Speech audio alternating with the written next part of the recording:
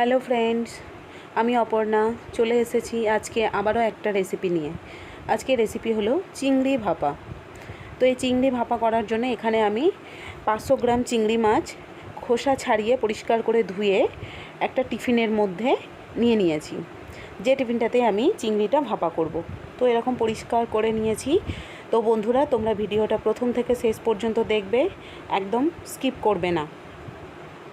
তো এই চিংড়ি মাছের মধ্যে আমি দিয়ে দেব স্বাদ মতো লবণ, পরিমাণ মতো হলুদের গুঁড়ো,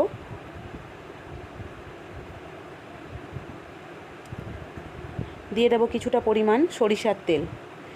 এই সরিষার তেল, হলুদ গুঁড়ো, লবণ দিয়ে ভালো করে চিংড়ি মাছটা একটু মেখে নেব। এরপর এর মধ্যে দিয়ে দেব আমি শিলে বেটে রেখেছিলাম কালো সরিষা, কাঁচা লঙ্কা, পোস্ত। শিলে বাটা সর্ষে, পোস্ত, কাঁচা লঙ্কার ঝাঁঝই আলাদা হয়। তো এটা এবার আমি এর মধ্যে দিয়ে দেব। এটাও ভালো করে আমি চিংড়ি মাছের সঙ্গে মেখে নেব। এর মধ্যে আরও কিছুটা পরিমাণ সরিষার তেল আমি দিয়ে দেব।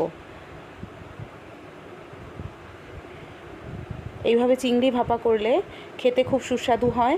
আমার বন্ধুদেরও নিশ্চয়ই ভালো লাগবে। তোমরা এইভাবে একবার খেয়ে দেখো। কোনো রকম অতিরিক্ত মশলা নয়, জাস্ট ঘরোয়া মশলা দিয়েই আমি এই চিংড়ি ভাপা করেছি। এর ঝাঁঝ প্রচণ্ড। আর সামান্য কিছুটা পরিমাণ জল দিলাম ওই সর্ষে বাটা ধুয়ে, কারণ চিংড়িটা ভালো করে সেদ্ধ হবে। আর দিয়ে দিলাম এর মধ্যে চেরা করা 3টে কাঁচা লঙ্কা। এটা এবার আমি ভাপাতে বসিয়ে দেব। একটা কড়াইয়ের মধ্যে আমি কিছুটা পরিমাণ জল নিয়েছি, নিয়ে কৌটোর মুখ ভালো করে এঁটে আমি ভাপাতে বসিয়ে দিয়েছি। এটা প্রায় 15 থেকে 20 মিনিট আমি ভাপিয়ে নেব। টিফিনের মুখ একদমই খুলব না। স্বাদ মতো লবণ সব কিছু দেওয়া হয়ে গেছে। এবার শুধু এর ঢাকনাটা খুলে আমি বন্ধুদের দেখাতে চাই চিংড়ি ভাপা কীরকম হয়েছে। তো এটা আমি নামিয়ে নিয়েছি কড়াই থেকে। এবার দেখো বন্ধুরা, তোমাদের এই চিংড়ি ভাপা কেমন লাগে। গরম ভাতের সঙ্গে আর কিচ্ছু লাগবে না, জাস্ট এই চিংড়ি ভাপার গরম ভাত হলে এক থালা ভাত খাওয়া হয়ে যাবে। এই কাঁচা লঙ্কাটা ভাতে মেখে খেতে দারুণ লাগে। তো আমার বন্ধুদের যদি এই রেসিপি ভালো লেগে থাকে তাহলে প্লিজ সকলে যেভাবে পাশে ছিলে একইভাবে আমার পাশে থেকো। আর আমার চ্যানেলটি শেয়ার করতে ভুলো না। লাইক, শেয়ার আর সাবস্ক্রাইব করো।